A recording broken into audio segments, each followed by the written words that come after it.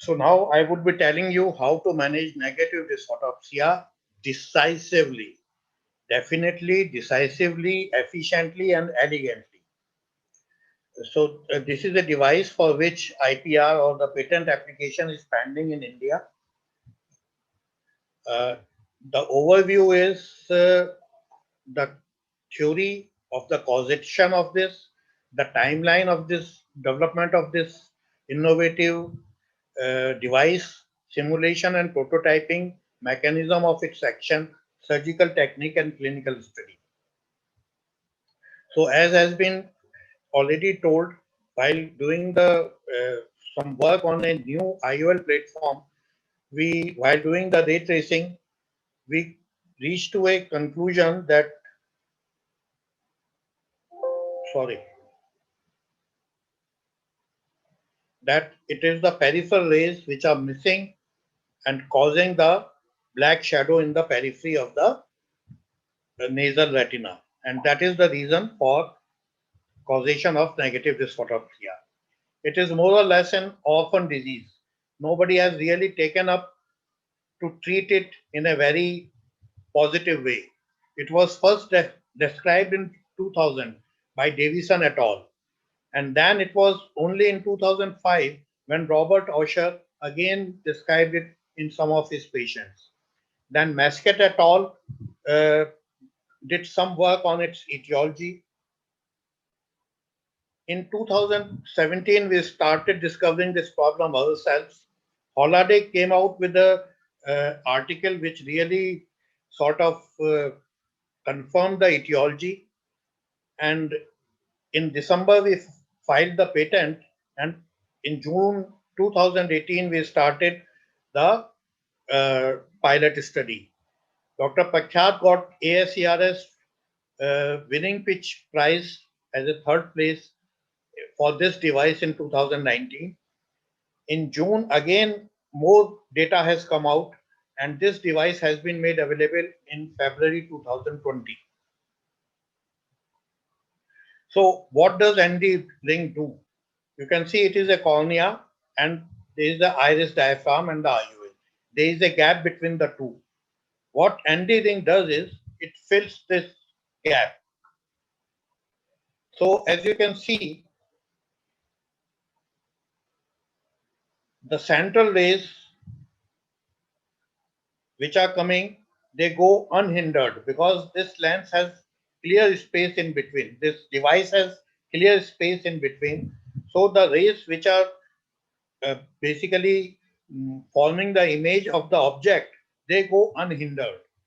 While the rays which are coming from the temporal periphery, they strike to this uh, negative dysphotopsia ring, and they are scattered so that they illuminate the nasal part of the retina, which was unilluminated or was casting the dark shadow.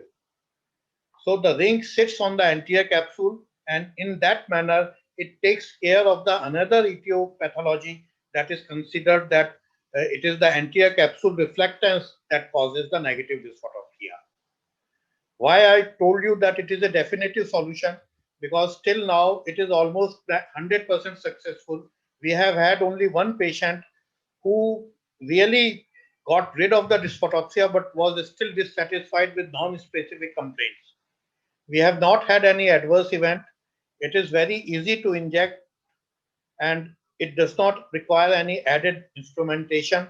It is of universal size and does not require white to white measurement, and there are no side effects of photic phenomena or glare like a piggy bag IOL. So you can see the surgery. It barely lasts less than 3 minutes. You just open the side port, inject the OVD, open the primary incision, and then inject OVD, more OVD to maintain the anterior chamber.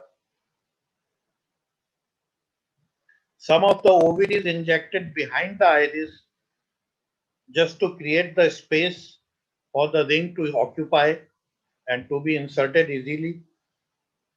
The ring comes in a water bath. It is a hydrophilic material, the same material that has been used for making phakic IOLs by the manufacturer. In any butterfly cartridge, you can put some viscoelastic, put this device,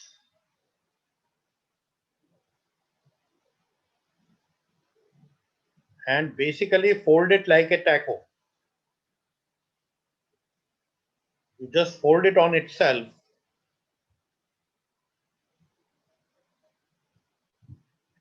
Just ensure that no part of it gets entangled between the two leaves of the cartridge.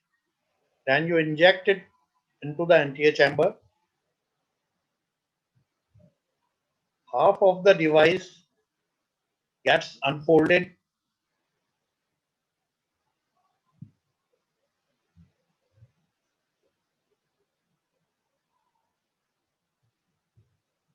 This part of the device gets unfolded, so you tuck it first.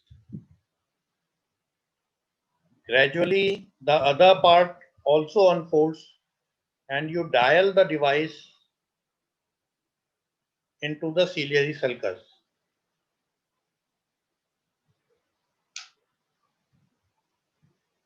Anybody who can do a cataract surgery can really implant this device without any learning curve.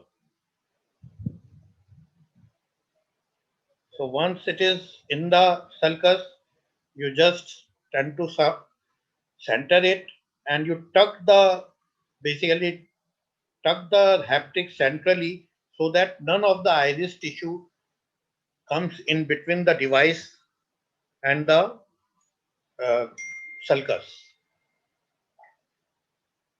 One remove the viscoelastic and in the end,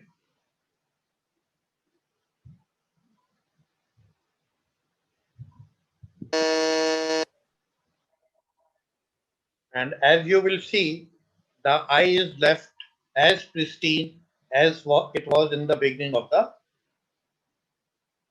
procedure. So this is how it looks. On the first post-op day,